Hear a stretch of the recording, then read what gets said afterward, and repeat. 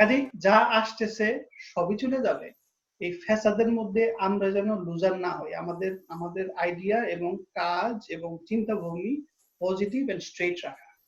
কারণ সবই চলে যাবে। আমাদের লাইফটা যেন সাফার না করে এবং ফিউচারের কথা চিন্তা করা। যে এখন যেহেতু ইকোনমি ডাউন দ্য রোড হবে, 6 মাস পরে হবে না, গ্যারান্টি দিচ্ছি। 1 বছর পরে হবে না, 2 বছর পরে যে হবে আমার আইডিয়া। হ্যাঁ? তো কাজেই তখনকার জন্য আমি ওয়েল প্রিপেয়ার্ড কিনা এটার ব্যাপারে একটু জাস্ট তোমরা একটা আইডিয়া নিয়ে রাখো। বুঝতে পারছো? যে রায়ট নিয়ে যে কথাটা আসছে, এখানে মার্টিন লুথার কিং এর একটা ডক্টর মার্টিন লুথার কিং এর একটা ইন্টারভিউতে উনি একটা ডায়লগ দিছিল। যদি উনি অ্যান্টি ভায়োলেন্ট স্টেটমেন্ট দিতেছিল, বাট উনি একটা লাইনে অ্যাড করছে ওনার সেই ইয়েতে ইন্টারভিউতে, সেটা ছিল যে violence is the language of the unheard. আপনি তখনই রায়াট বা ভায়োলেন্সে যাবেন যখন আপনার ভয়েস কারো কানে পৌঁছাবে না। when word doesn't reach, you take action. আর আপনি যেটা বলছেন ভাই, সেটা actually right. That's part of the problem and part of the solution. মানে আপনি আপনার যেই এক্সপিরিয়েন্সটা বললেন যে আমেরিকাতে অনেক ইনসিডেন্ট হয়েছে, the beauty and the curse of America হচ্ছে দেশটা এত বড়, এত রিসোর্সফুল। আপনার একটা জায়গায় যখন আপরাইজিং হয়, এটা নেশন ওয়াইড ছড়াইতে পারে না, জিনিসটা ডিফিউজ হয়ে যায়। ঠিক আছে, because of its economic might, because of its resource, ঠিক আছে, also because of the culture. আপনি আমেরিকাতে যেমন রেসিজম আছে, আমেরিকাতে খুব হাইলি ভ্যালুড কালচারও আছে। ঠিক আছে, আমেরিকা একটা এক্সপেরিমেন্ট, যেটা বলে গ্রেট এক্সপেরিমেন্ট। আমি 100% এগ্রি করি।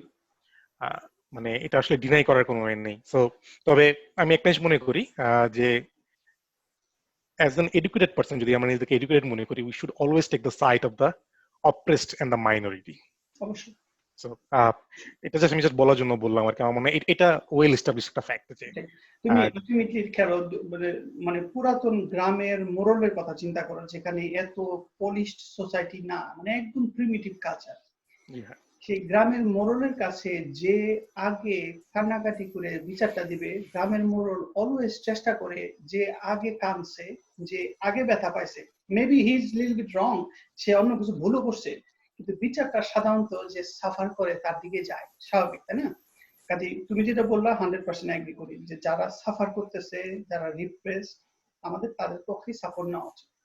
এটা কেন আপনি বলতে পারেন, আপনি যেমন মানে আপনার সাথে অনেকবার আমাদের বিভিন্ন বিষয়ে কথা হয়েছে, এবং আমি দেখছি আপনি ম্যাক্সিমাম টাইম যে জিনিসটা ফলো করার চেষ্টা করেন, যে আপনি কনভারসেশন প্রথমেই বলে দেন যে দেয়ার আর সাম এক্সিওমস, সাম পস্টুলেট, যেটা আমরা ধরে নেই। ঠিক আছে, আপনি বলতে পারেন যে এইটা ম্যানকাইন্ডের বা হিউম্যান নেচারের যে good side, not the dark side, the enlighten side, এটা ধরেই নেয় যে we should support the weak, the oppressed. আপনি কি আসলে ইকোনমি কোথায় আনতে চাচ্ছেন? মানে আসলে let me put it this way, আপনি ইকোনমির কোন দিকটা মানে ফোকাস করতে যাচ্ছেন? ইকোনমি আসলে অনেক বড় একটা ব্যাপার। আপনি ইনভেস্টমেন্ট পয়েন্ট অফ ভিউ থেকে, যেহেতু আপনি বলছেন না, যে ইনভেস্টমেন্ট না, পয়েন্ট হলো আমাদের কোয়ালিটি অফ লাইফ, এটা কি একই থাকবে, নাকি এই করোনা ভাইরাস, রায়ট এবং ব্ল্যাক এন্ড হোয়াইট এর মধ্যে ফাইট, রেসিজম, এগুলোর কারণে ডাউন দ্য রোড আমাদের কোয়ালিটি অফ লাইফ ডাউন হবে। এখন কোয়ালিটি অফ লাইফের ডাউনের সাথে তুমি যেসব ফ্যাক্টর ইকোনমির সাথে লিঙ্ক, সেগুলো সবই বলতে পারো। ধরো আমরা স্ট্যাটাস কোকে চিন্তা করি, মনে করো একজন মানুষ এখন 8 ঘন্টা যদি কাজ করে মানডে টু ফ্রাইডে, তাহলে হি আর্নস এ ডিসেন্ট লিভিং। যারা জব করে না, তো সেটা তো অন্য ব্যাপার, আনএমপ্লয়মেন্ট। আপনি আওয়ারলি স্যালারি, আওয়ারলি ইয়েতে কথা বলতেছেন, পেইড? ওকে, এটা যারা আওয়ারলি চাকরি করে তাদের আওয়ারলি রেট, আর যারা ফুল টাইম চাকরি করে তাদের আওয়ারলির সাথে অন টপ কিছু বেনিফিট থাকে। মানে এখনকার এভারেজ মিডল ক্লাস পুয়ার যারা, অথবা আনফরচুনেট যারা, সেটা নিয়ে হ্যান্ডেল করতে গেলে এই অ্যান্সার পাওয়া যাবে না। আমি জাস্ট বুঝাইতে চাইছি, এখনকার মানুষের এভারেজ যে লিভিং, সেটা আর্ন করতে তাকে যে পরিমাণ কষ্ট করতে হয়, এই কোভিড, রায়ট এবং economic change, down the road ওই একই মানুষকে একই স্ট্যান্ডার্ড মেনটেন করতে যে আরো বেশি কাজ করতে হবে কিনা, অথবা এটা আসলে আনরিচেবল কিনা। এটাই হলো কোশ্চেনটা, যে আমাদের লিভিং স্ট্যান্ডার্ডটা সবার জন্য ওভারঅল ডাউন হবে কিনা। কারণ যদি রেস্ট্রিকশন আসে, যেমন তুমি একটা বিজনেসের কথা চিন্তা করো, বিজনেসকে যদি আগের পরিমাণ সার্ভিস দিতে হয়, কিন্তু অ্যাডেড অনেকগুলো অ্যাডিশনাল প্রিকশন নিতে হয়। যেমন আগে ছিল ছোট ছোট বারের মধ্যে গাদাগাদি করে মানুষ বসা অ্যালাউড ছিল, এখন এটা অ্যালাউড না, তাহলে তাকে স্পেস করতে হবে, মাস্ক দিতে হবে, কাস্টমার সংখ্যা কমে যাবে, 14 জনকে লাইনে রেখে হয়তো টেম্পারেচার চেক করতে হবে ফর এক্সাম্পল। তাহলে এগুলা করলে তাদের পটেনশিয়াল কাস্টমার কমে যেয়ে তাদের রেভিনিউ কমে যেতে পারে। তাহলে বেসিক্যালি একই সার্ভিস দিতে যে তার যেহেতু এখন রুলস, রেস্ট্রিকশন, সিকিউরিটি এগুলো বাড়াতে হচ্ছে, তাহলে হয়তো তারা ফাইন্যান্সিয়ালি নট নেসেসারিলি ভায়াবল থাকবে, অনেক বিজনেস তো বন্ধ হবে, তাহলে ওই বিজনেসে যারা চাকরি করতো তারা লুজ করতেছে, তাই না? আমি ওই সেন্সে বলতেছি। আচ্ছা আচ্ছা, মানে অ্যাজ আ কমুনিয়াতে যদি বলি যে আপনি একটা ব্র্যাকেটে আছেন, নোমান ভাই একটা ব্র্যাকেটে আছে, আমি একটা ব্র্যাকেটে আছি, অ্যাজ আ হোল আমরা যদি চিন্তা করি বেসড অন আওয়ার আন্ডারস্ট্যান্ডিং, যে হ্যাঁ এখন যে সিচুয়েশন আছে, both the issue, the corona virus issue and the riot issue, দুইটাই ইস্যুর উপর বেস করে আমার ডাউন দ্য লাইন মানে রোডে 2 বছর পরে যে সিচুয়েশন কি হইতে পারে। সো আমরা যে তিনজনের পার্সপেক্টিভ থেকে তিনটা পয়েন্ট অফ ভিউ দেই, হয়তো বা আমরা অনেক কিছুই কাভার করি না, বাট তাতে অনেক কিছুই কাভার হয়ে যাবে। আচ্ছা, যেমন ধরেন আমার পয়েন্ট অফ ভিউ থেকে যদি আমি বলি যে হ্যাঁ আমি এখন স্টুডেন্ট আছি, আমার ধরেন পিএইচডি করতেছি আমি, আমার এখনো অ্যাটলিস্ট 3 থেকে 3.5 বছর মিনিমাম আমার এখনো বাকি আছে পিএইচডি ডিগ্রি কমপ্লিট করার জন্য, যদি 5 বছর টাইমলাইনে ধরে নিই। তো সেক্ষেত্রে ধরেন আমাকে হয়তো এটা ডিরেক্টলি ইম্প্যাক্ট করবে না যদি এটা গ্রেটার সেন্সে আমার ভার্সিটিকে ইম্প্যাক্ট না করে। এখন ভার্সিটি মানে বড় একটা ইনস্টিটিউট, সো ভার্সিটি যদি সার্ভাইভ করে সামহাও, আমি হয়তো বা ওইটার উপর ডিপেন্ডেন্ট হয়ে সার্ভাইভ হয়ে যাবো। বেসিক্যালি যদিও আমি লো ইনকাম ব্র্যাকেটের মধ্যে আসি বা আমার যে রেঞ্জের মধ্যে আসি, এটা ডিরেক্টলি আমাকে ইম্প্যাক্ট করবে না, আমার লাইফে কোনো ইম্প্যাক্টই আসবে না।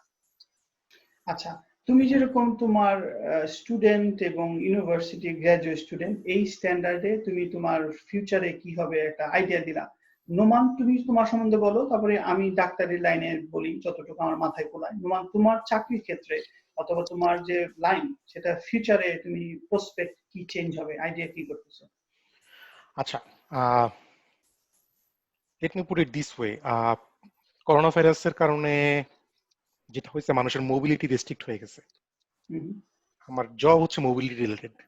আমি জব করি একটা টায়ার কোম্পানিতে।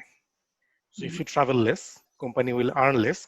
At some point, company will start downsizing. It's inevitable unless we go back to the pre-coronavirus mobility, pre-coronavirus market for a specific product for my company. Definitely there will be consequence. Coronavirus impact অনেক সুদূর প্রসারী হবে। মানে সোফার আমরা যে পরিমাণ damage, যে পরিমাণ আমাদেরকে হিট করছে, আমরা আসলে যেটা হয় অনেক সময়, আপনি যদি থুম করে আঘাত পান, আপনি ইনস্ট্যান্টলি ব্যথাটা ফিল করেন না। ব্যথাটা আস্তে আস্তে আপনি ইয়ে করেন, আপনি আসলে ইনস্ট্যান্টলি নাম হয়ে যান, গ্র্যাজুয়ালি আপনি সেই উন্ডটা ফিল করা শুরু করেন। আমার কাছে মনে হচ্ছে যে করোনা ভাইরাসের ক্ষেত্রে এক্স্যাক্টলি সেম হবে। আপনি একটু আগে যে কথাটা বলছিলেন যে small business already had kind of decimated হয়ে গেছে। সো নতুন করে স্মল বিজনেস ব্যাক করবে কিনা, ব্যাক করলে আগে যারা স্মল বিজনেসে ছিল তারা রিকভার করতে পারবে কিনা, বা নতুন কোন স্মল বিজনেস আসবে কিনা তাদের জায়গায়, that's a very broad discussion. ঠিক আছে, আমি ট্যাক্সের দিকে বারবার যাচ্ছি এই কারণে, কারণ ইট ম্যাটার্স। আমি মনে করি আমাদের জেনারেশনে আমরা যারা আছি এখন, ইউএস এর যে অবস্থা, everybody should be taught about tax. এগুলো পাবলিককে, সবাইকে মানে পর্দার আড়ালে রাখে এক্স্যাক্টলি কিভাবে কাজ হয়। অ্যাকচুয়াল যখন আর্ন করে মানুষ টাকা ট্যাক্স বেশি নিয়ে যাচ্ছে, অথবা মানুষ যখন পড়াশোনা শেষ করে চাকরি করে ব্যবসাতে থাকতেছে, তখন হয়তো ট্যাক্স সম্বন্ধে ওরিয়েন্টেড হয়, কিন্তু ছোটবেলায় এগুলো কেউ টাচই করে না। এবং বেসিক্যালি এটা বড়দের জিনিস টাচ না করাতে পারে খুশি, যে তার কারণ আছে, যত যত পর্দা আড়ালে রাখা যায় তত ভালো। তার কারণ আছে। ডিজনিল্যান্ড যত ফ্যান্সি, যত এক্সাইটিং, ট্যাক্স এবং পলিসি এক্সাইটিং না। তুমি যেটা বললা, is too much costly university tuition, তাই না, অথবা সেমিস্টার ফি। কিন্তু দেখো, এই জিনিসটা যদি হয়তো মানে মার্কেট ডিমান্ড, মানে বাজারে গেছো, হাটে গেছো, বা মানে তোমার যে জিনিসটা কিনবা, মানে আইটেমটা, সেটা যদি ভালো না হয়, অথবা সেটা ভালো কিন্তু প্রাইস এত বেশি, মানুষজন কিনবে না। বেসিক্যালি মার্কেট প্লেস অথবা তোমার কেনা বেচার অপশনটা যদি না রাখো, তাহলে দেখা যায় তুমি আর্টিফিশিয়ালি ফুলায় ফাঁপায় দাম বাড়াইতে পারো। ব্যাপারটা অনেকটা কিছুটা এখানে আছে, এখানে মানুষের পাবলিককে আউট অফ পকেট ব্যাপারটা যেন না থাকে, এই জন্য স্ট্রাকচারটা এমন করে দিছে যে লোন নিবা, you don't have to pay. এখন তুমি যখনই লোন নিবা, তোমার ওই 2,500 নাকি 3,200 doesn't make any difference, loan থেকে দিচ্ছি তো। খেয়াল করছো? এই যখনই তুমি স্টুডেন্ট লোনের ব্যাপারটা ইজি করে একদম 0% ইন্টারেস্টে টাকা দিয়ে দিচ্ছ, তখন তুমি 320 মানে 200K নাকি 230K ডাজন্ট ম্যাটার, কারণ তুমি তো পকেট থেকে দিচ্ছ না, 40-30 বছর পরে দিবা। বেসিক্যালি স্টুডেন্ট লোনটা তাদেরকে জোর করে দিয়ে ওরা টাকাটা বাড়াইছে এবং দে আর আনচ্যালেঞ্জ, কারণ পকেট থেকে কেউ দিচ্ছে না। এটা একটা বিশাল বড় ফ্যাক্টর, তাদের এলাও করছে টু রেইজ দেয়ার মানি। তুমি যদি পড়তে চাও বাড়ির এলাকার কাছে, তুমি যদি ক্যালিফোর্নিয়াতে যায় না থাকতে চাও, যেখানে বাসা ভাড়া থাউজেন্ড গুণ বেশি, তুমি যদি লোকাল এরিয়ায় থাকতে চাও, এই মাস্তানকে টাকাটা দিতে হবে। এখন তোমার যেন টাকাটা দেওয়ার এবিলিটি নাই, তখন যদি মুলামুলি না করতে পারো, লোন নিবা ইজি। এই জন্য তারা কম্পিটিশনের বিয়ন্ডে চলে গেছে। এই দুইটা ইউনিভার্সিটি আর হাসপাতাল সাইড টু সাইড, লোকাল এলাকার মাস্তান। এভাবে মানে আমার মনে হয় আপনি জাস্ট একটা অ্যাডজেক্টিভ অ্যাড করতে পারেন যে লিগ্যাল মাস্তান। হ্যাঁ, এক্স্যাক্টলি, বাই ল, এক্স্যাক্টলি। মানে লিগ্যালটা অ্যাড করা এই কারণে, মানে that makes it more realistic ভাইয়া। আপনি আসলে অনেকগুলা টার্ম অ্যাড করছেন এখানে, যেটা নিয়ে আসলে আওয়ার্স আফটার আওয়ার্স কথা বলা সম্ভব। আমি চেষ্টা করবো যে খুব বেশি লেন্দি না করতে। আমি আসলে সুমনকে কথা বলার সুযোগই দিচ্ছি না। সুমন, তুমি এনি টাইম পিচ ইন করতে পারো। না, অবশ্যই অবশ্যই ভাই। আমি জাস্ট একটা জিনিস করি আর কি, সেটা হলো যে ধরেন আমরা এখানে তিনজন আছি, তিনজন আসলে বেসিক্যালি তিনটা ডিফারেন্ট ফিল্ড থেকে, বাট ইন্টেলেকচুয়ালি আমরা একটা লেভেলের উপরে। সো আমার আইডিয়া হলো যে হ্যাঁ, আমরা আইদার আওয়ার ইমাজিনেশন অর আমাদের স্কিল বা এডুকেশন দিয়ে আমরা কিছু আইডিয়া করতে পারি what might be the future. So যেরকম আমরা ধরেন ফার্দার ডিসকাশন গুলোতে যেরকম করছি এর আগে ডিসকাশন গুলোতে, যে হ্যাঁ আসলে করোনা ভাইরাস ইস্যুটা কতটুকু এফেক্ট করবে, বা আসলে এটা ইনক্রিজ করবে কিনা রেট, বা ডিক্রিজ করবে কিনা, এরকম আমার মানে এই আজকে ডিসকাশনের পয়েন্ট অফ ভিউ থেকে যেটা মনে হচ্ছে যে হ্যাঁ, আপনি প্রথমে বলেন ফরিদ ভাই যেটা, যে ইউএসএ তে এরকম ঘটনা অহরহ ঘটে, রায়ট অহরহ ঘটে, কোনো সমস্যা নেই, এরকম ওয়ার্ল্ড ওয়ার 1 হয়েছে, 2 হয়েছে, সিভিল ওয়ার হয়েছে, lot of things and happen, still USA is USA. ঠিক আছে, এখন এই যে আজকের দুইটা ইস্যু যদি স্পেসিফিক্যালি বলি, একটা তো ওয়েল নন, সেটা হলো যে হ্যাঁ কোভিড ইস্যুটা, আর একটা হলো যে আমার মানে এই রায়োটের ইস্যুটা, যেটা বা রেসিজম যেটাই বলি না কেন, এইটা কি আসলে হিস্ট্রির চেয়ে ডিফারেন্ট, নাকি is the repetition of the history? এই ইনসিডেন্ট কি আমার ফিউচার কোনো মানে ফিউচারকে চেঞ্জ করতে পারে নাকি পারে না? আমি কি পয়েন্টটা ক্লিয়ার করতে পারছি? হ্যাঁ, নোমান বলো দেখি তোমার আইডিয়াটা। তোমার কোশ্চেনটা ধরতে পারছি যে আগের বারের প্রবলেমের সাথে কোভিড কি একই স্কেলের, নাকি কোয়ালিটেটিভলি অথবা কোয়ান্টিটেটিভলি ডিফারেন্ট? সুমন যেভাবে প্রশ্নটা প্রেজেন্ট করছে, আমি একটা কথাই বলতে চাই যে সুমনের প্রশ্নটি সুমনের অ্যান্সার। কিভাবে আমাকে একটু এক্সপ্লেইন করে বলো। ও অনেকগুলা ইস্যু ইন্ট্রোডিউস করছে ছোট ছোট ভূমিকা দিয়া, এবং ওর ইনিশিয়াল যে কোশ্চেন ছিল যে হাউ ইট ইজ ডিফারেন্ট, ও পরবর্তীতে যতগুলা প্যারামিটার ইন্ট্রোডিউস করছে that clearly outlines how it is different from previous cases. So এই জন্যই বলছি যে তুমি প্রশ্নটা এমন ভাবে করছো যে তোমার ফলো আপ কোশ্চেন গুলো তোমার মেইন কোশ্চেনটা অ্যান্সার করে দিছে। That's my answer. Basically suggest করতেছে এবারে প্রবলেমটা is different than previous one. আমার ছোট এক কমেন্ট হলো যে এবারটা ডিফারেন্ট অবভিয়াসলি, কারণ আগে ওয়ার্ল্ড যেভাবে কানেক্টেড ছিল, এবার না অনেক বেশি intimately connected with one country with another. এই জন্য প্রবলেমটা আমেরিকাতে আগে যদি লোকাল সাফারিং হতো, এবার সাফারিংটা হবে গ্লোবাল সাফারিং, মানে আর একটু বড় স্কেলে হবে, এটা ফর শিওর। আর রিকভারিটা যেহেতু এক কান্ট্রির থেকে আরেক কান্ট্রির সাথে লিঙ্কড, এক দেশ যদি পিছায় থাকে, ওই দেশ পিছানোর জন্য যদি না নর্মালে ফেরত না আসে, অন্য দেশ তারা স্টিমুলাস পাইলেও হয়তো রিকভারিটা হয়তো দেরি হবে, এই জন্য ডিলেড রিকভারি হবে, সাইজ বিগার হবে, রিকভারি উইল বি ডিলেড। এখন অ্যাডিশনাল রেস্ট্রিকশন কি আসবে, লাইফের কোয়ালিটি কি চেঞ্জ হবে, সেটা আপ ইন দা এয়ার, যেটা আমরা ডিসকাশন করতেছি।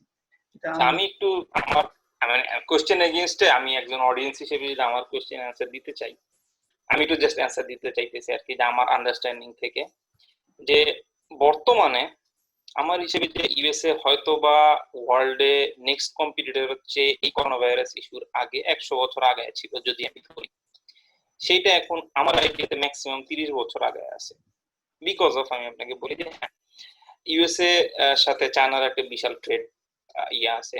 ইউএসএ যেভাবে এক্সপোর্ট করে চায়নার কাছে, সেম ভাবে চায়নার থেকে ইম্পোর্ট করে। সো মোটামুটি ইকুয়াল ছিল। দেখা যাচ্ছে লাস্ট 2 ইয়ার্স মনে হয় চায়নার থেকে ইম্পোর্ট বেশি করছে, এক্সপোর্ট কম করছে। সো এই রকম ভাবে ওয়ার্ল্ডের কোনো কান্ট্রি ইউএস এর কাছাকাছি ইকোনমিতে কখনোই ছিল না, কিন্তু কারেন্টলি চায়না চলে আসছে। এখন ইউএসএ যেই যেই বিষয়ে চায়নাকে ডেমোনেট করতে চাইছে, যেরকম টেকনোলজিক্যালি হুয়াইকে সে বলছে যে এটা আসলে প্রাইভেসি হ্যাক করতে পারে, বাট ওয়ার্ল্ডে আপনি দেখেন 60% telecommunication device is made by Huawei. So আপনি আসলে যদিও এটা বলেন যে আমি আসলে এটা নিব না, কিন্তু ওয়ার্ল্ডে সবাই অলরেডি নিয়ে ফেলছে।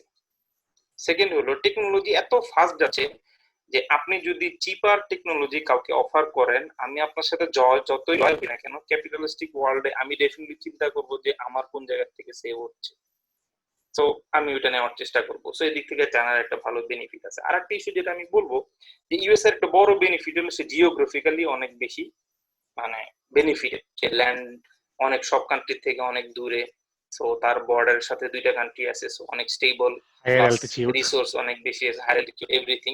বাট প্রবলেমটা হইলো, দেখেন ইউএসএ যেই যেই ইস্যুতে আসলে মানে এই আর্মি দিয়ে বা যেটা দিয়ে হোক ওয়ার্ল্ড একটা ডমিনেট নিয়ে রাখতে পারছে, চায়না এটা বাইপাস করে অন্যভাবে নিতে চাচ্ছে। সেটা হইলো ফিনান্সিয়ালি, চায়না লোন দিচ্ছে, ইনফ্রাস্ট্রাকচার করে দিচ্ছে বিভিন্ন কান্ট্রিকে।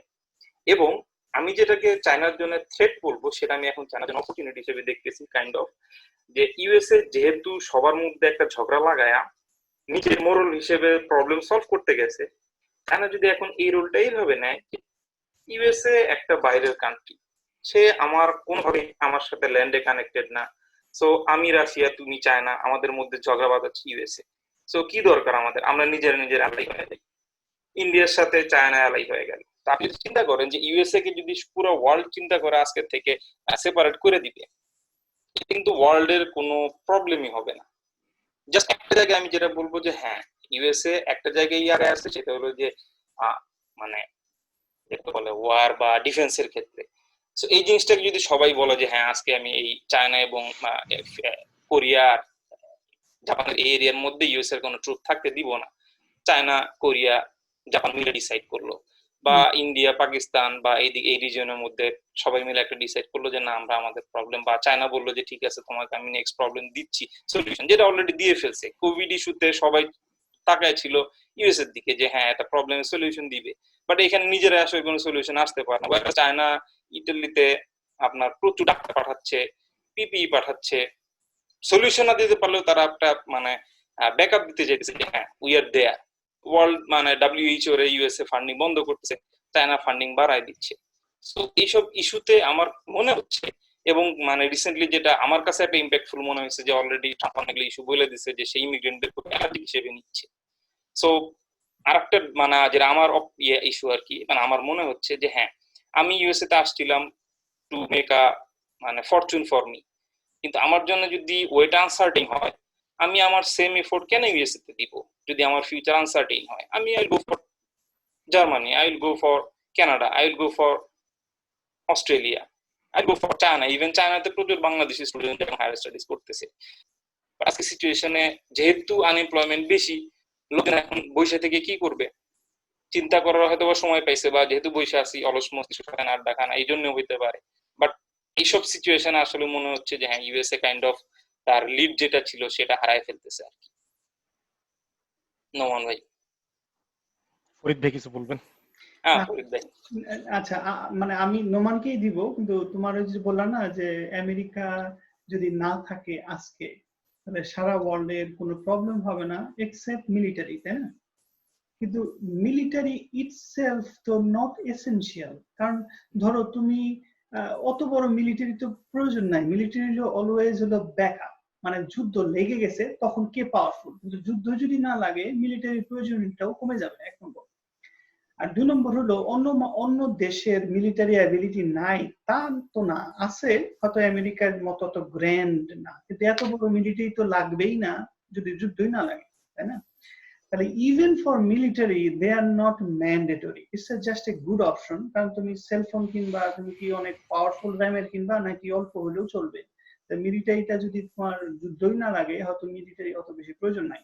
তাহলে তোমার আইডিয়া অনুযায়ী যে আমেরিকা যদি আজকে না থাকে অথবা ডাউনফল হয়, সারা ওয়ার্ল্ডের অন্য দেশের কোনো ডিরেক্ট প্রবলেম হওয়ার কথা না, কারণ আমেরিকা হলো ইম্পোর্টার, এক্সপোর্টার না, তাই না? কিন্তু আমেরিকান যারা পলিসি মেকার তারাও কিন্তু এটা নিয়েই ওয়ারিড, এই জন্যই তাদের ফরেন পলিসি, বিজনেস সিক্রেসি এবং ওয়াল স্ট্রিটের ট্রেডিং, ইনভেস্টমেন্ট এগুলা করেই তাদের ওই ফিউচারটাকে প্রোটেক্ট করতে চায়, যে আমাদের তো আমরা জানি we are not essential for other countries to survive, কিন্তু আমাদের যদি সার্ভাইভ করতে হয় we need to give them an impression, or we need to create a value that other people has to accept that we are valuable. তো এটা তারা কিভাবে করে, আমি হয়তো তুমি টাচ করো না, এটা তারা করে কয়েকটা উপায়। 1 নম্বর হলো টাকা দিয়ে। খুব সিম্পল, কিভাবে বলি তোমাকে। আমেরিকা যদি সবাই বলে চায়না থেকে এত ডলারের জিনিস আনে, এটা তো আমেরিকার জন্য লস, কারণ আমেরিকার ডলার খরচ করতে হয়, আর চায়না হলো গেইনার, তাই না? কারণ চায়না টাকা পাচ্ছে আর আমেরিকার টাকা খরচ হচ্ছে।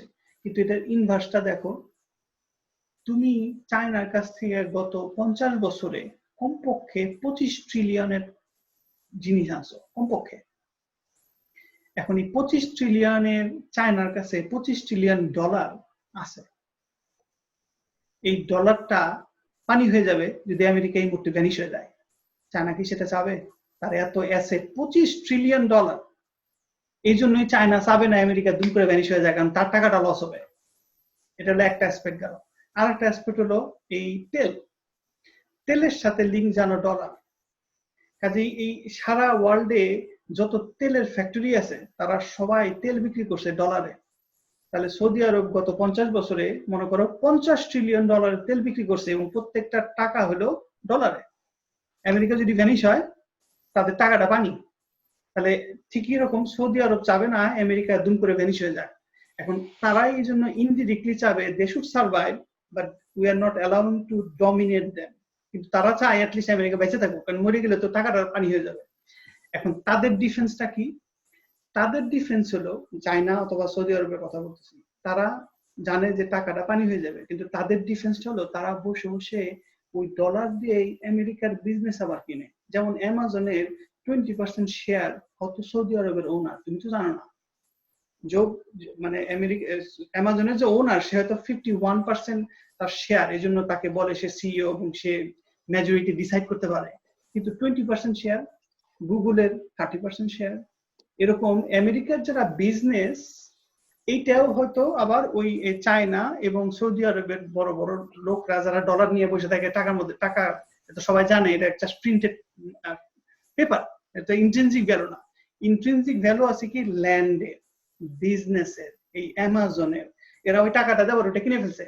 এখন তুমি আবার চিন্তা করো, সৌদি আরব যদি দেখে হায় হায় আমি যে 30-40 ট্রিলিয়ন ডলারের আমেরিকাতে বিজনেস ইনভেস্ট করছি এবং অ্যামাজন তো গুড, তাহলে সে চাবে না কোনো কারণ ছাড়া, উইদাউট এনি বিগ রিজন, দুম করে অ্যামাজনকে ডিস্ট্রয় করতে।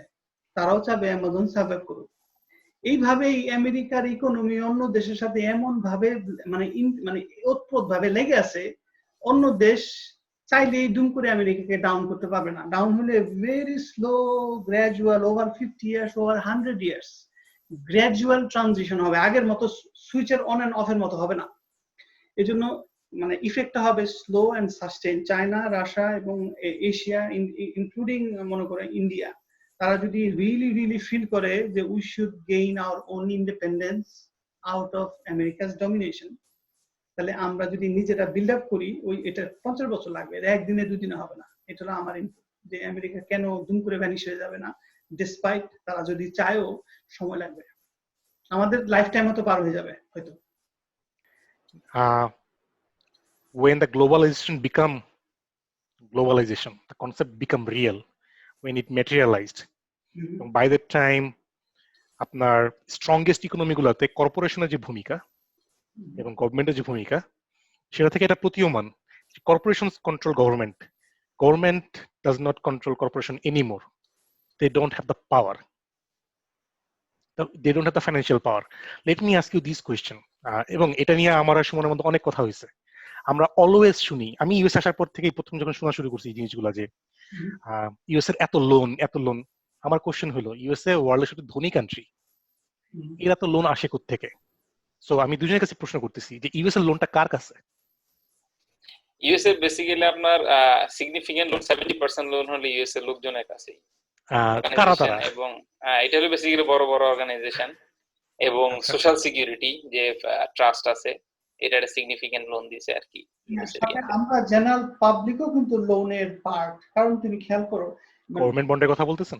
হ্যাঁ, না তুমি যেটা বললা যে আমেরিকা এত লোনটা কে নেয় আর লোনটা কে দেয়, লোনটার কারণেই আমেরিকার ইকোনমিটা অনেক বড়, তাই না?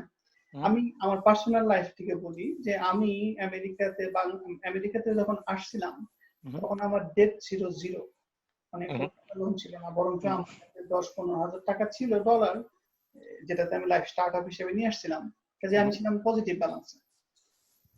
কিন্তু আমেরিকাতে আসার পর স্লোলি তুমি যখন দেখবা আমেরিকার কালচারটাই হলো তুমি ফিউচারকে বাজি রেখে প্রেজেন্ট লাইফটা এনজয় করা।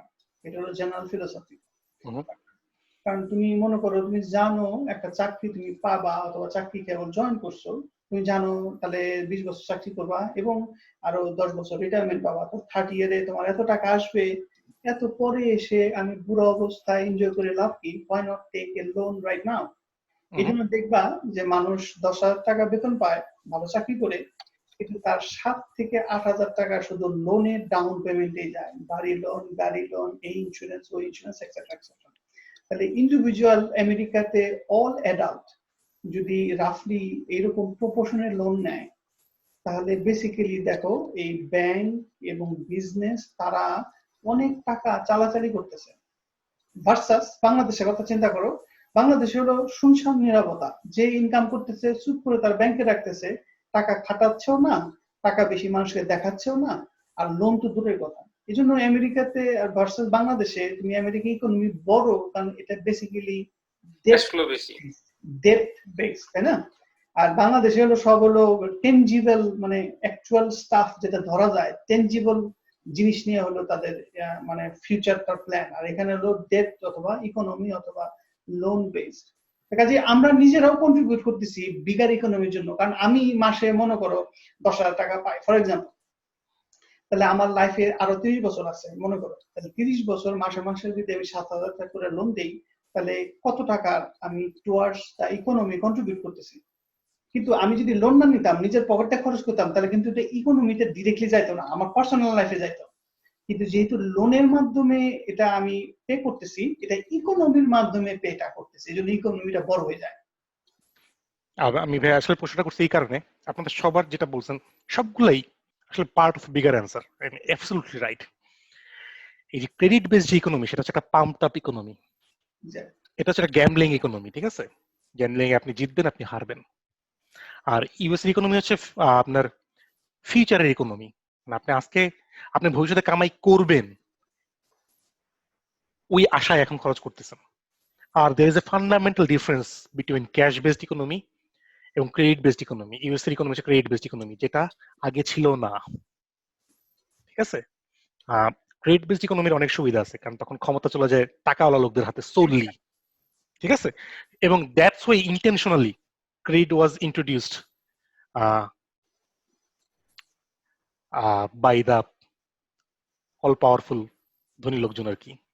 তো এনিওয়ে, কারণ কি? Cash is not volatile. আমি একটা সিম্পল এক্সাম্পল দিই। আপনি দোকানে গেছেন, মুদি দোকানে গেছেন, আপনি একটা এলাকা থাকেন, মুদি দোকান থেকে আপনি ক্যাশে খান। আপনি যদি এলাকা ছেড়ে চলেন, মুদি দোকানদারের কোনো লস নাই, একটা কাস্টমার চলে গেল, বাট যদি তার সব কাস্টমারই ক্যাশে কেনাকাটা করে, it's a stable economy. Credit is volatile. Credit is a promise, not certainty, ঠিক আছে? আপনি দোকান থেকে বাকি খাচ্ছেন, এক এলাকায় থাকেন, আপনি হাওয়া হয়ে গেলেন। যতদিন আপনি এলাকায় ছিলেন, আপনি বাকিতে খাচ্ছেন, দোকানদারের ক্রেডিট ইয়ার ক্রেডিট জমতেছে, আপনার ক্রেডিট জমতেছে, দোকানদারের অ্যাসেট বাড়তেছে, ঠিক আছে? Projected asset. রিয়েল কোনো ভ্যালু নেই। আপনি এলাকা ছেড়ে চলে গেলেন, ক্রেডিট ইজ ভ্যানিশড। ঠিক আছে, exactly what happens in USA. আমার কাছে এটা অ্যাবসার্ড লাগে যে মানুষজন কিভাবে mindlessly just give into that idea because they can enjoy the life now, and that's the catch.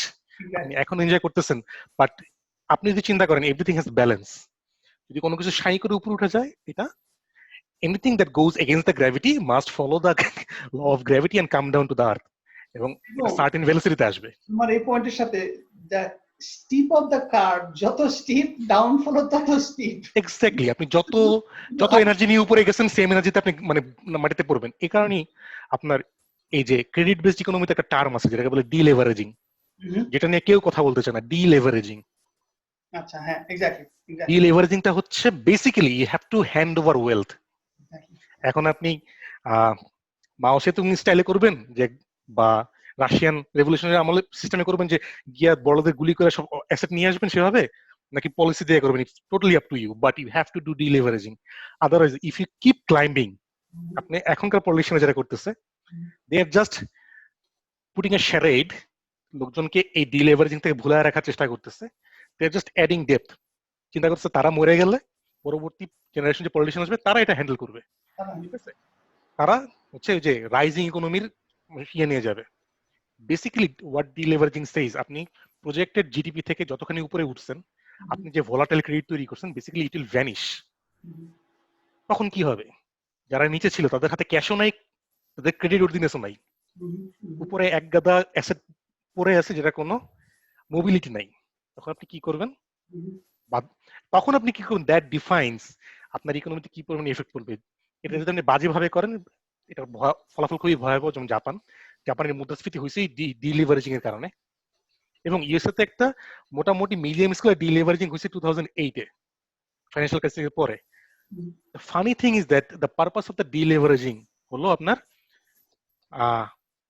Pumped up যে কার্ভটা ইকোনমির, সেটাকে টেনে জিডিপির প্রজেক্টেড জিডিপির নিচে নিয়ে আসা, যাতে আপনি বাবলে না, মানে আপনি মানে এক্সট্রাপোলেট পজিশনে না থাকেন, আপনি যাতে আস্তে আস্তে গেইন করে আপনার জিডিপির প্রজেকশনটা ধরতে পারেন। আমি সারপ্রাইজিং, আপনার 2008-এর এই ডিলিভারেজিং এর পরে উইদিন 10 ইয়ার্স ইউএস এর ডেট ডাবল হয়ে গেছে, আবার ডাবল হয়ে গেছে 10 ইয়ার্স। ঠিক আছে, so that's concerning, right? Again যেটা বলতেছিলাম যে আসলে আমি মনে হয় আমি কাইন্ড অফ আলোচনাটা একটু শিফট করে ফেলছি, যেটা হচ্ছে ইউএস এর পাওয়ার থাকবে কিনা। ঠিক আছে, ইটস ডিফিকাল্ট টু টেল। আপনার ইউএস বেসিক্যালি ইকোনমি বলে দিবে ইউএস এর পাওয়ার থাকবে কি থাকবে না। Basically USA controls the global economy now by dollar, by the presence of billionaire and corporations. Corporation বিলিয়নাররা যেখানে যাবে, ক্ষমতা সেখানে যাবে। এগেইন এখানে একটা কথা বলার আছে, ওয়ার্কফোর্স মুভ করে না, কিন্তু ক্যাপিটাল মুভ করে। অ্যাজ লং এজ বিলিয়নিয়াররা ইউএসএ থেকে ক্যাপিটাল ওয়ার্ল্ডে ইয়ে করতেছে, it kind of replaces the US government's policy power. So তাহলে plutocratic money power is replacing government policy power. It makes things much worse. কারণ তাহলে চিন্তা করেন, ইউএস গভর্নমেন্টের উপর ইউএস কর্পোরেশন বা বিলিয়নিয়ারদের ডমিনেন্স আরো প্রমিনেন্ট হচ্ছে। Basically not only in domestic sector, in international সেক্টরে ইউএস গভর্নমেন্টকে সিকিউরিটি দিচ্ছে কর্পোরেশনস। আপনি চিন্তা করেন যে কেন ইউএসএ তে আপনার এই ইকোনমিক ইনইকুয়ালিটিটা হবে না। তোমার এই পয়েন্টে আমি দেখো একই রেলিভেন্টে তুমি যে ল্যাঙ্গুয়েজ ইউজ করছো, আমি জাস্ট ডিফারেন্ট ল্যাঙ্গুয়েজ ইউজ করি। তুমি যেটা বলছো যে প্লুটোক্রেসি এবং কিছু কর্পোরেশন যারা ইলেক্টেড অফিসিয়াল না এবং যারা পাবলিকের কাছে অ্যাকাউন্টেবল না, তারা আলটিমেট ডিসিশন মেকার, এবং তারা এই কান্ডারি ধরে আছে দেশ কোন দিকে যাবে, ভালো উন্নতি অবনতি এবং কোন ডিরেকশনে। তাদেরকেই দেখবা কনস্পিরেসি থিওরি ওয়ালারা বলে শ্যাডো গভর্নমেন্ট। আমি ভাইয়া আপনি খুব ভালো কথা বলছেন। The reason I use this different term. আমি আরেকটা পয়েন্ট, আর ঠিক একই ল্যাঙ্গুয়েজ আমি আরেকটা ল্যাঙ্গুয়েজ ট্রান্সলেট করি। এই শ্যাডো গভর্নমেন্টটা যখন ডোমেস্টিক জায়গায় মানে ইনফ্লুয়েন্স করতেছে, তখন সেটাকে শ্যাডো গভর্নমেন্ট বলেই ছেড়ে দিচ্ছে। কিন্তু শ্যাডো গভর্নমেন্টটা যখন এই যে কর্পোরেশনটা তুমি যেটা বলতেছো বিদেশে যে ইনফ্লুয়েন্স করতেছে, কারণ তারা দেশের চেয়ে বড় হয়ে গেছে corporation. Look at Facebook and Google, Amazon. হ্যাঁ, এক্স্যাক্টলি। তাদেরকে এখন নতুন নয়, টার্মটা অনেক পুরাতনই, কিন্তু তখন কনস্পিরেসি থিওরিরা এই আইডিয়াকে বলে নিউ ওয়ার্ল্ড অর্ডার, নাম শুনছো নিশ্চয়ই। জি ভাই। বেসিক্যালি তারা আনরিয়েল না, এবং তাদেরকে নিয়ে যদি আর্টিফিশিয়াল কথা বলো বেসিক্যালি দেখবা যে মানুষজন তোমার কথার ভ্যালিডিটি নষ্ট করে দিবে, ও কনস্পিরেসি থিওরি, কিন্তু হ্যাঁ, সিচুয়েশনটা কিন্তু রিয়েল। ডিসএগ্রি করবো না, আমি জাস্ট আপনার সাথে অ্যাড করবো এইভাবে, যারা এটাকে শ্যাডো গভর্নমেন্ট বলে, they have a certain political bias. অবশ্যই। বাট প্রবলেম হচ্ছে যারা বেসিক্যালি এই প্রবলেমে সবচেয়ে বেশি কন্ট্রিবিউট করে তারা ওদেরই দলের। আমেরিকান ড্রিম আর নাই, সবাই আসলে এখন সার্ভাইভ করার জন্য স্ট্রাগল করতেছে। মানে বেসিক্যালি আমেরিকান ড্রিম বলতে কি, মানে বেসিক্যালি ক্লাস শিফটের যে প্রমিস, যে আপনি গরিব অবস্থায় জীবন শুরু করলেন, but if you work hard, if you work enough, you can go to the next level. That was the promise, right? That is no more. না, এটা খুবই খুবই গুড কম্প্রিহেন্সিভ অ্যান্সার দিছো, কারণ তুমি হিস্টোরিক্যাল ডাইসেকশন করে এখনকার পজিশনটা কোথা থেকে বিল্ড আপ হয়েছে, তুমি 2008 এর কনটেক্সট নিয়ে আসছো, তুমি কর্পোরেশনের ডমিনেন্স এবং গভর্নমেন্টের ফেইলিয়ার, দুটার মধ্যে কর্পোরেট কেনই বা ডমিনেন্স দিতে যাচ্ছে, তারা দেখতেছে গভর্নমেন্ট ফেল করতেছে, we have to survive, for example. যদি দেখেন basically the problem is not the GDP, the problem is not the profit, the problem is how it is being distributed. ঠিক আছে, আপনি ইকোনমি চলে ট্রানজাকশন দিয়ে, specially এটা আপনি যখন ক্রেডিট বেসড ইকোনমি দেখতেছেন, ঠিক আছে, ক্রেডিট ডিফল্ট হয় কখন? আপনি যখন টাকা দিতে পারবেন না। টাকা আপনি দিতে পারবেন না কখন? যখন মানুষের হাতে টাকা থাকবে না।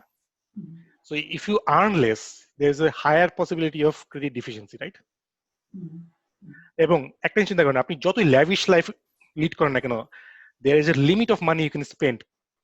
Transaction itself is a trust based, মানে ক্রেডিট বর্দিনেস, এখন তো ক্রেডিট স্কোরে কনভার্ট করে, কিন্তু ক্রেডিট স্কোর বাদ দাও, অ্যাজ এ পারসন আমি যদি দেখি তোমার প্রসপেক্ট আছে, ইউ ক্যান পে ব্যাক, তখন আমি মোর মোটিভেটেড হবো তোমাকে লোনটা দেওয়ার জন্য অথবা ট্রানজাকশনটা কমপ্লিট করার জন্য। এই জিডিপি আর ডেপ্টের মধ্যে গ্যাপ যদি অনেক বড় থাকে, তোমার তোমার তোমার ক্রেডিট বর্দিনেস অথবা ট্রাস্ট লেভেল কমে যাবে। এই আমেরিকাতে প্রপোর্শনালি বেড়ে যাওয়াতে আউট অফ কান্ট্রি আগে যেভাবে ট্রাস্ট করে আমেরিকার সাথে বিজনেস করতে চাইতো, কারণ তারা জানে এক সময় আমেরিকা ফেরত দিতে পারবে, দে হ্যাভ দ্য ক্যাপাসিটি, কারণ তারা এত ডেফিসিটে নাই। এই অন্যান্য কান্ট্রি দেখছে বরঞ্চ আমাদের ক্যালকুলেশনে আমাদেরই প্রসপেক্ট ভালো, তাহলে আমেরিকাতে এত তোয়াই চর্ত দরকার নাই। এই জন্যই ইন জেনারেল আমেরিকার ট্রাস্ট সারা ওয়ার্ল্ডে ইন জেনারেল ইনডিরেক্টলি কমে যাচ্ছে। আমার একটা কোশ্চেন আছে, সেটা হলো যে ইউএস এর ইকোনমি এত বড়, বা ধরেন এই যে বললাম যে টোটাল 22 ট্রিলিয়নের মতো এটার টোটাল ভ্যালু, হ্যাঁ, কিন্তু আমার কাছে কেন যেন মনে হয় যে ইউএস এর ইকোনমিটা কাইন্ড অফ ইনফ্লেটেড বা পাম্পড একটা ইকোনমি। এই জন্যে ধরেন আপনার কাছে একটা প্রোডাক্ট আসল ভ্যালু হইলো 5 টাকা, আমি আপনার কাছে সেটা 50 টাকা হিসেবে বিক্রি করতেছি, সো এটা কিন্তু জিডিপিতে অ্যাড হচ্ছে, বাট আলটিমেট এর ভ্যালু কিন্তু 5 টাকাই। কাইন্ড অফ বলতে পারি যে হ্যাঁ, ইউএস এ জাস্ট হেলথ কেয়ারে আপনি দেখেন যে যেই ট্রিটমেন্টটা ইউএসএ তে করতে, ধরো সাপোজ আমি যদি বলি যে একটা বাচ্চা ডেলিভারি করার ক্ষেত্রে, আমি যতটুকু সবার কাছ থেকে শুনছি যে ইউএসএ তে আপনার অলমোস্ট মেডিকেল বিল আসবে 55,000, নর্মাল ডেলিভারি ক্ষেত্রে 55K আপনার বিল আসবে। এটা আসলে ধরেন অন্য ওয়ার্ল্ডের যে কোনো জায়গায় জানেন, এটা আমি প্রিটি শিওর যে এটার মানে মোটামুটি ধরেন অবশ্যই 15 ভাগের 1 ভাগ বা 20 ভাগের 1 ভাগ লাগবে, এটা স্ট্যান্ডার্ড, ঠিক আছে। সো এই যে আমি এডিশনাল এই 20 গুণে ধরেন আমি এই ভ্যালু অ্যাড করলাম জিডিপি তে, এটা কিন্তু আসলে কাইন্ড অফ সিস্টেমেটিক্যালি আমি এটাকে বলে ফেলছি যে হ্যাঁ, it's a part of GDP. One. Second হলো যে আমি একটা শেয়ারের ভ্যালু 10 টাকা, আমি এটাকে আর্টিফিশিয়াল একটা মার্কেটে ক্রাইসিস ক্রিয়েট করে সেটার ভ্যালু 90 টাকা বানায় রাখছি বা 100 টাকা বানায় রাখছি, এই যে আমি 10 গুণ ভ্যালু আর্টিফিশিয়ালি ক্রিয়েট করে রাখছি। সো এটা ট্রানজাকশন হচ্ছে আমার ওই আর্টিফিশিয়াল ভ্যালুতে, ওয়ারাজ এটা আসলে রিয়েল হয়তো বা ভ্যালু হওয়ার কথা 10 টাকা, বাট আমি যেভাবেই হোক ম্যানিপুলেট করে হোক বা আমি নিজে আর্টিফিশিয়াল মার্কেটে শেয়ার কিনতেছি, সো দ্যাট আমারটা সবসময় দেখা যায় যে বেশি হচ্ছে, যেটা এখন হচ্ছে আর কি, যে এখন অলরেডি ইকোনমির অবস্থা খারাপ কিন্তু শেয়ার মার্কেটের অবস্থা ভালো। So it's a kind of আমি এটাকে কন্ট্রোল করে রাখছি যে অলওয়েজ। সো আমার কাছেও মনে হয় যে না, ইউএস এর ইকোনমিটা বেসিক্যালি এইভাবে পাম্প আপ করা হয়েছে যে ইট লুকস ভেরি লুক্রেটিভ, যে হ্যাঁ, যেমন আপনি ধরেন আজকে একটা বাড়ি এটা আপনি কিনে ফেলেন ফরিদে, আপনি একটা বাড়ি কিনলেন সাপোজ 400K দিয়ে, মাইট বি যে এটা রিয়েল ভ্যালু আসলে 100K, বাট বাই সিস্টেম এমন একটা ট্রাস্ট তৈরি করা হয়েছে যে আমি এই 100K বাড়িটাকে 400K দিয়ে কিনে সেই 300K এক্সট্রা আমি অ্যাড করতেছি জিডিপি তে। সো এটা জাস্ট আমার understanding, I might be wrong, আমি আসলে এটা হ্যাঁ, তোমার অবজারভেশন 100%। আমি এই জন্য বলতেছিলাম যে জিডিপির তুলনায় ডেট বেশি এবং পাম্পড আপ, যেটা মানে নোমান বলতেছিল ইকোনমিটা পাম্পড আপ। আমার ইস্যুটা ঠিক এই পয়েন্টে অ্যারাউন্ডে, ভালো করে খেয়াল করো, যত বেশি পাম্পড আপ অথবা এমপ্লিফাইড অর নোমানের ভাষায় লেভারেজড, তত বেশি fragile in terms of real crisis. Right. এই জন্য বলতেছি, যখন ইকোনমি কোনো কারণে ক্র্যাশ করে, either due to internal problem or world problem or international problem, তখন হিট সবচেয়ে বেশি খাবে যারটা যত বেশি পাম্পড আপ অথবা যত বেশি লেভারেজড। রাইট। এই জন্যই ওয়ারিড, এই জন্যই আমি টপিকগুলো তোমাদের কাছ থেকে ডিফারেন্ট, আমার ওপিনিয়ন আছে, আমার ওপিনিয়ন হলো সিম্পল মাইন্ডেড। তোমার যেমন নোমানেরটা হলো অনেক গ্লোবাল স্কেলে, আর সুমনেরটা হলো পার্সোনাল, একদম কংক্রিট লেভেলে। ভ্যালুয়েবল একটা পয়েন্ট হয়ে যে আপনার পাম্পড আপ, কারণ আমরা আসলে আমরা তিনজনই তিন ভাবে জিনিসটা নিয়ে এসেছি ডিসকাশনে। দেখো তুমি যেটা বললা যে ইউএস এর ইকোনমিটা পাম্পড আপ এই সেন্সে যে একটা জিনিসের দাম বাড়ায় মানে টোটাল ট্রানজাকশনের অ্যামাউন্টটা বাড়ানো হচ্ছে। এটা সাথে আরেকটা জিনিস আমি অ্যাড করবো, দেখো যে এই জিনিসটা করতেছে সে কিন্তু এই ট্রানজাকশনটা করতেছে ক্রেডিট কার্ডের লোন দিয়ে। So that pumped up transaction is coming adding more debt. ঠিক আছে? সো তুমি যদি চিন্তা করো, it's a vicious cycle, right? Right, everyday বাড়তেছে। এবং নোমান, তোমাকে আরেকটা বলি যে আমি যে ক্রেডিট কার্ড দিয়ে একটা বড় অঙ্কের জিনিস কিনলাম, কিনলাম, এখন আমার ক্রেডিট কার্ডকে আবার সেন্ট্রাল ব্যাংক লোন দিছে। ইউএসএ তে কয়েকটা কি বলবো ফ্যান্টাসি সেল করা হয়, fantasy of freedom, fantasy of right এবং ফ্যান্টাসি অফ আমেরিকান ড্রিম। আর আরেকটা জিনিস খুব মজার, এটা আসলে আমি সুমনের থ্রুতে জানছি, আমি আগে জানতাম না, যে US stock market does not represent the economy, but যদি স্টক মার্কেট পড়ে ইকোনমিও পড়বে। রাটগার ব্রেগম্যান সে একটা কথা বলে তার টকে, যেটা হচ্ছে we do a job that you don't like to earn money to buy the things that you don't need to impress the people we don't like. And that sums up the American spending policy. এই যে ইকোনমির যে তিনটা cycle বললাম, যে we buy stuff by the money that we don't have, মানে ডেটটা কিনতেছি, আচ্ছা কিনতেছি not necessarily. First of all, কনজুমারিজমটা শুরু করা হয়েছিল basically US economy pump up করার জন্য ডিপ্রেশনের পরে। That lasted. ইনিশিয়েট করছে নাকি পলিসি মেকাররা এটা ইনিশিয়েট করছে? That's my question. Policy maker initiate করছে, বাট এটাকে ডিসপ্রপোর্শনেট লেভেলে নিয়ে গেছে বিজনেস লবিং। যেটা হইছে আপনার এই যে 2008 হাউজিং ক্রাইসিসের কারণ হচ্ছে যার হাউস লোন ছিল না তাকেও হাউস রিমর্গেজ করে টাকা দিচ্ছে খরচ করার জন্য। এখন কথা হচ্ছে American people forgot, American people বলতে ওই আমেরিকান পিপলদের কথা বলা হচ্ছে যাদেরকে টাইম ম্যাগাজিন বলছে যে they are responsible for the blow up. Credit is good or bad, এটা অ্যান্সার দুইটাই। আপনি যদি ডিজনিল্যান্ডে ট্যুর করার জন্য ক্রেডিট কার্ডে লোন করেন, দ্যাটস আ ব্যাড ক্রেডিট। আপনি যদি একটা ইনভেস্ট করার জন্য ক্রেডিট কার্ডে লোন করেন যেটা আপনাকে প্রোডাক্টিভিটি দিবে, যেটা আপনার ভ্যালু ক্রিয়েট করবে, that is a good credit. Alan গ্রিনস্প্যানের পলিসি যেটা হচ্ছে লং টার্ম ধরে 0% ইন্টারেস্ট দিয়ে রাখছিল, that kind of influenced risky investment, এবং রিস্কি ইনভেস্টমেন্টটা এমন লেভেলে গেছে যে আপনার যার লোন নেই তারও লোন দিছে। এবং তাও ঠিক ছিল যদি আপনি ক্রেডিট ওর লোকজনকে, আপনি এমন লোককে লোন দিচ্ছেন যে যার ক্রেডিট ভ্যালু আছে বা ক্রেডিট স্কোর আছে।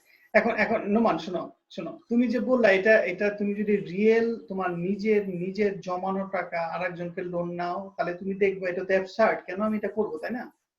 প্রবলেম কি জানো, ব্যাংক যখন লোন দেয় তাদের টার্মস এন্ড কন্ডিশন থাকে যে তাদের এই চেক লিস্ট গুলো যদি ফিল আপ করে এবং তাদের এই ক্রাইটেরিয়াটা যদি ওকে থাকে, they are allowed to give the loan.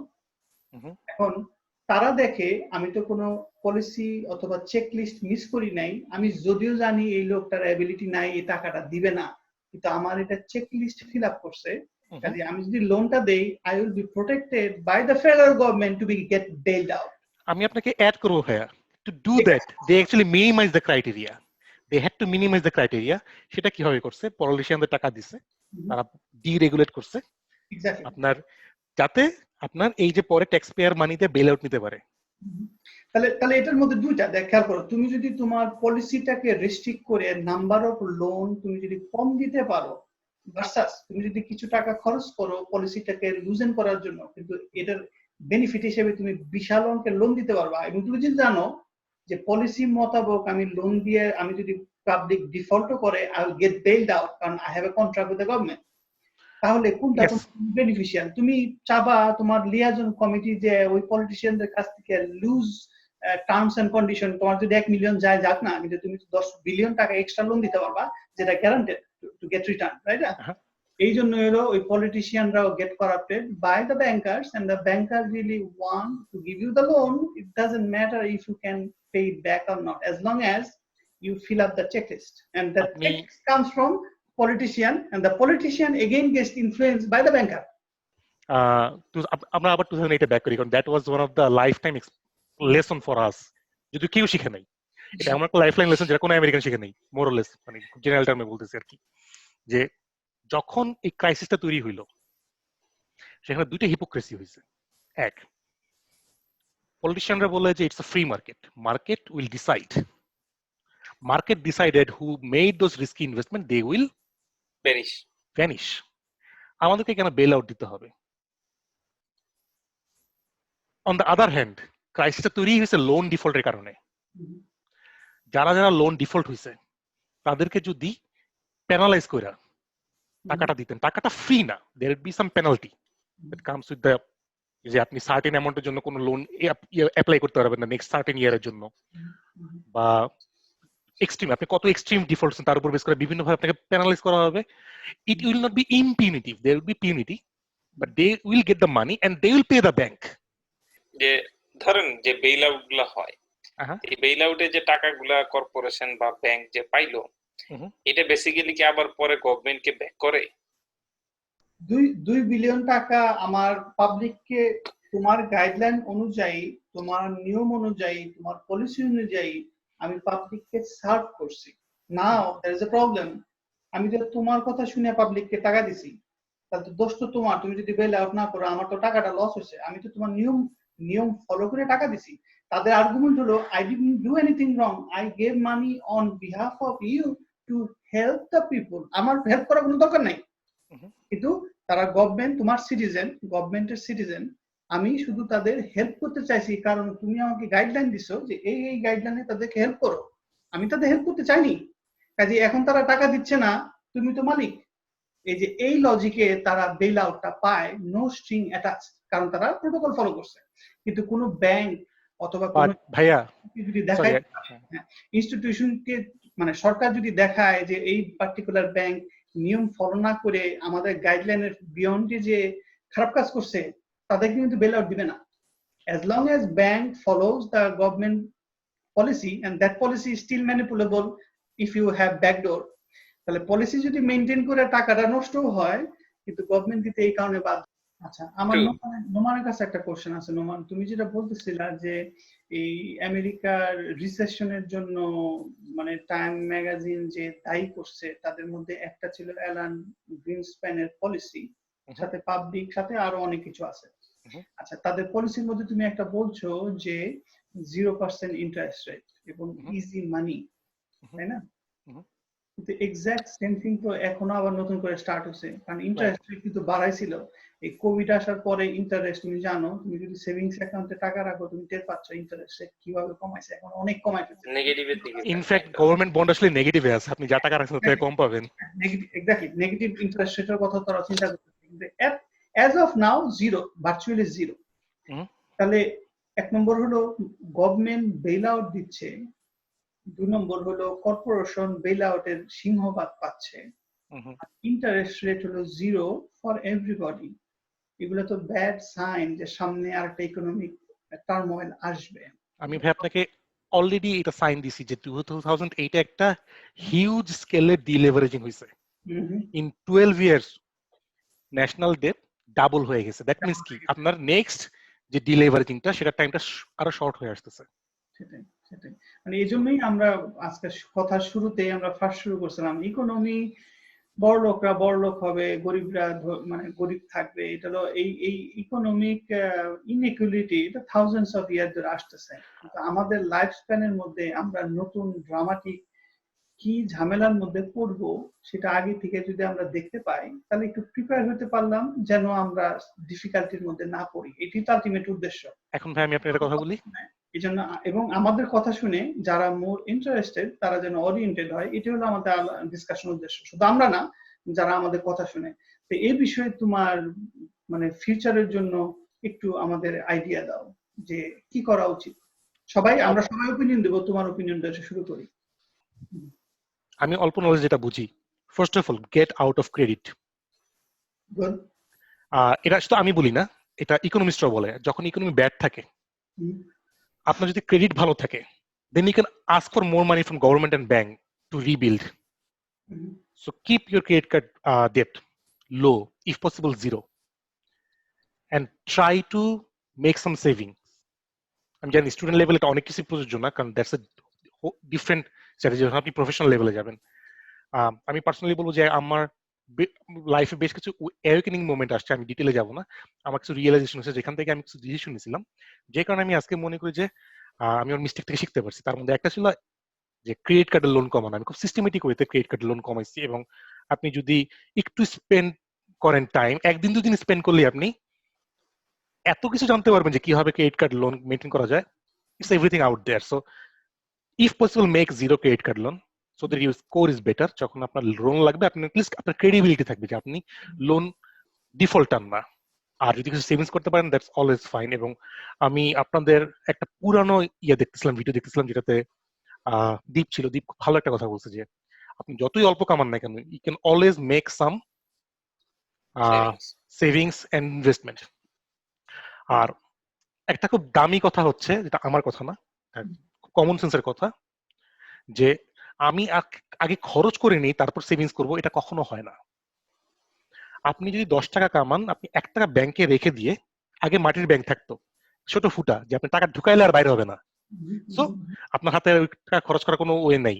আপনাকে চিন্তা করতে হবে এইভাবে যে আপনি যাই কামাই করেন না কেন, একটা সার্টেন ইনকাম লেভেলের নিচে এটা পসিবল না, বাট আপনি যখন ওই লেভেলটা ক্রস করে যাবেন, you first save then you spend. তখন আপনি বুঝতে পারবেন যে আপনি কতখানি এক্সট্রা কনজিউমারিজম এফোর্ড করতে পারবেন। এন্ড এগেন আমি এই কথাটা সবারই বলি, সুমন রহমান কয়েকদিন আগে বলছি যে you don't need an smartphone, an iPhone every year, every 2 years. That's just an example. ঠিক আছে? You don't need new car every 3 years. Buy an old car that will last long. So unnecessary খরচ কমানো, savings করা এবং credit card কম রাখা। America হচ্ছে একটা date trap, ডেপ্টে যাওয়া যাবে না, এটাই বটম লাইন। নো ডেপ্ট, if possible savings. I cannot emphasize. এবং পারলে সেফ ইনভেস্টমেন্ট, যেমন রিয়েল এস্টেট বা পোর্টফোলিও ইনভেস্টমেন্ট। খুবই খুবই খুবই ভালো পয়েন্ট। একদম, যদিও তুমি বলতেছিলে অনেক বড় ভাবে বলবা, কিন্তু আমি বলবো অনেক শর্টই বলছো।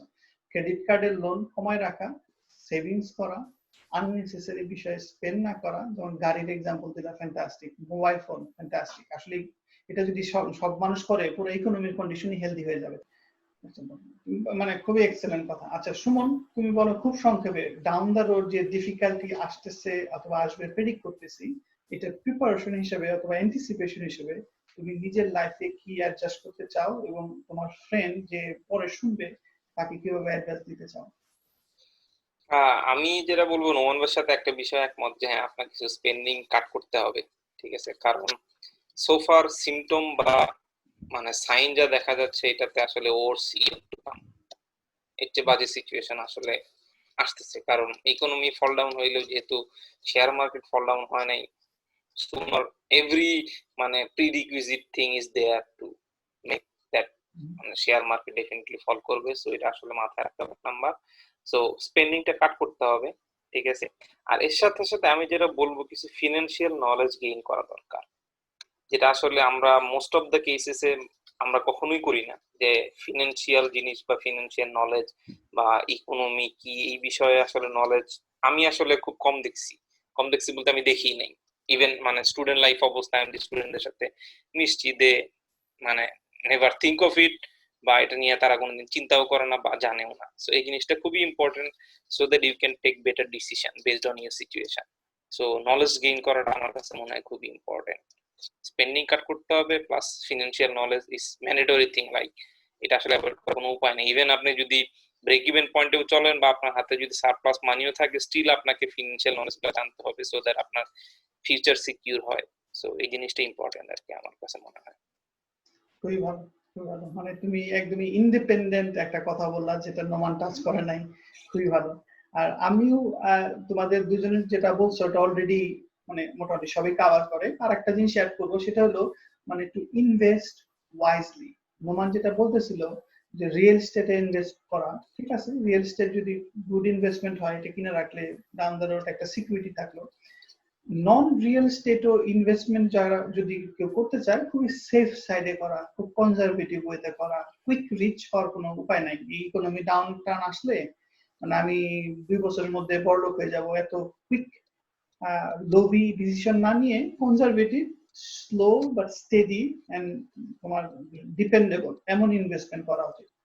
তাহলে বেসিক্যালি সামনে যেহেতু ডিফিকাল্ট সময় আসতেছে, আমাদের পার্সোনাল লাইফের এক্সপেন্ডিচার কমাইতে হবে, লোন নিতে হবে কম, সেভিংস করতে হবে, নলেজ বাড়াইতে হবে, যেটা তুমি বললা কেবল যে অনেকে জানেই না যে ইকোনমি কিভাবে রান করে এবং কিভাবে ডিফিকাল্ট টাইম, আমরা তিনজনে ডিফিকাল্ট টাইম প্রেডিক্ট করতেছি। ওয়াই? কারণ আমরা ইকোনমিটা একটু ওরিয়েন্টেড।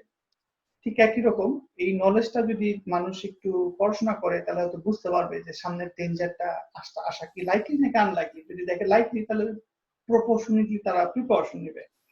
তাহলে নলেজ গেইন করা, যেটা বললা, এক্সেলেন্ট পয়েন্ট। আর ইনভেস্টমেন্ট করা, তুমি যদি 10 টাকা ইনকাম করো, তাহলে 6 টাকা খরচ করলা, 2 টাকা রাখলা ইমার্জেন্সির জন্য, কিন্তু অ্যাটলিস্ট বাকি 2 টাকা লং টার্ম ইনভেস্টমেন্টের জন্য রেখে দেওয়া, যেন তোমার যখন এবিলিটি থাকবে না, যখন বিপদ আসবে, অ্যাটলিস্ট ইমার্জেন্সিটা কভার করে। ইনভেস্টমেন্ট আর একটা চয়েস। আর আরেকটা পয়েন্ট যেটা আমি অ্যাড করতে চাই, যদি তুমি জানো ব্যাড টাইম ইজ কামিং, তোমার এনটাইটেলমেন্ট অথবা তোমার মানে তোমার সেলফ স্টিম অত বড় করে রাখার দরকার নাই, বরঞ্চ তোমার অ্যাপ্রোচ রাখা উচিত I am ready to work hard. কারণ difficult time requires difficult effort. তাহলে যদি জানো আগের মতো করে চাকরি এটা বেশি ভালো না, চাকরি অত দূরে যায় করতে হবে, ওটা বেতন ভালো না, না না না, তুমি যদি জানো যে সামনে ডিফিকাল্ট টাইম আসছে, why not take the job first. তুমি চাকরিটা করে তারপর যদি দেখো আর একটা বেটার অফার পাইছো, লেটস সুইচ লেটার। কিন্তু ইনিশিয়াল যে জব, লেটস টেক ইট। কারণ যেহেতু তুমি জানো ডিফিকাল্ট টাইম সামনে আসতেছে, আমার এনটাইটেলমেন্ট, আমি পিএইচডি হোল্ডার, আমি ডাক্তার, আমি ইঞ্জিনিয়ার, কাজে I should get A 100K 150 200K job. That's okay in normal time. কিন্তু তুমি যদি জানো ইকোনমি ডাউনহিল সামনে আসতে পারে, মানে you should be ready to work hard. And initially, just by a little bit of salary difference, you should not be too picky. Let's do the job first. Let's do the job well, get promotion or get raise later. এই জন্য এটাও একটা advice হবে যে চাকরির বাজারে একটু difficult হবে, এই জন্য let's work hard, let's prepare to work hard. আর সাথে এত পিকি অথবা এনটাইটেলমেন্ট হওয়া যাবে না। কারণ অনেকে নিউ জেনারেশন আছে খুবই এনটাইটেল, কিন্তু এনটাইটেলমেন্টটা আসলে ডিফিকাল্ট সিচুয়েশনের জন্য অ্যাপ্রোপ্রিয়েট না, তাই না? শিওর ভাইয়া, মানে আমার মনে হয় এটাতে অ্যাটলিস্ট আপনি বেটার অডিয়েন্স পাবেন। Exactly audience, that's okay. কিন্তু আমাদের পয়েন্ট হলো আমাদের এন্টারটেইনমেন্ট সাথে অন্য মানুষের ইউজফুলনেস, এইটা হলো টপ প্রায়োরিটি। অডিয়েন্স ওকে বেশি হলে যত ভালো তত খুশি, কিন্তু নট নেসেসারিলি ওটা না হলেও চলবে। আমার এভারেজ অডিয়েন্স 100টা, জানো, না তবে ভাই একটা কথা বলতে চাই যে জানো বলি, অ্যাটলিস্ট 100 জন মানুষের কাছে তো আমি মেসেজটা দিতে পারছি। আমরা যাই কেয়ার করি, অ্যাটলিস্ট 100 জন মানুষ শুনছে। কারণ ঘরে ডাকলে ম্যাক্সিমাম 10 জনকে আমি ডাকতে পারি, ফর এক্সাম্পল। না একটা জিনিস ইম্পর্টেন্ট, ধরেন ডেফিনেটলি হ্যাঁ ফরিদ ভাই ডাক্তার, তো ওনার আসলে ইকোনমি নিয়ে জানার কি দরকার? অথবা ফরিদ ভাই কেন ইকোনমি নিয়ে কথা বলতেছে, নোমান ভাই সে অলরেডি চাকরি বাকরি পায় গেছে, পিএইচডি করে ফেলছে, সে কেন ক্রেডিট কার্ডের স্টুডেন্ট লোন এটা নিয়ে কথা বলতেছে। সো এগুলো কিন্তু আসলে অনেকটা ইন্সপায়ারিং যে হ্যাঁ ইটস রিয়েলি নেসেসারি। একটা জিনিস হলো যে আমি এটার সিগনিফিকেন্স বুঝা, আর এটা হলো যে আমি এটা অ্যাপ্লিকেশন অলরেডি দেখতেছি যে হ্যাঁ হু এভার হ্যাভ ক্রস দিস মানে পাথ, তারা আসলে at the end of the day যা এইসব বিষয়ে কথা বলতেছে অ্যাপার্ট ফ্রম দেয়ার ক্যারিয়ার বা ইয়া। সো এটা একটা মানে গ্রেট সিগন্যাল দেয় আমাদের জন্য। সো বটম আমি লাইন মনে করি যে হ্যাঁ বটম লাইন হলো উই কেয়ার, আমরা শুধু সেলফিশ না, we care for our friends. Bottom line হলো এটা, মানে কথা বলার উদ্দেশ্য তো কিন্তু তাই, আমার আইডিয়াটা তোমার সাথে শেয়ার করা, তুমি কেন আমাকে ভালো অ্যাডভাইস দিবা, কারণ ইউ কেয়ার ফর মি।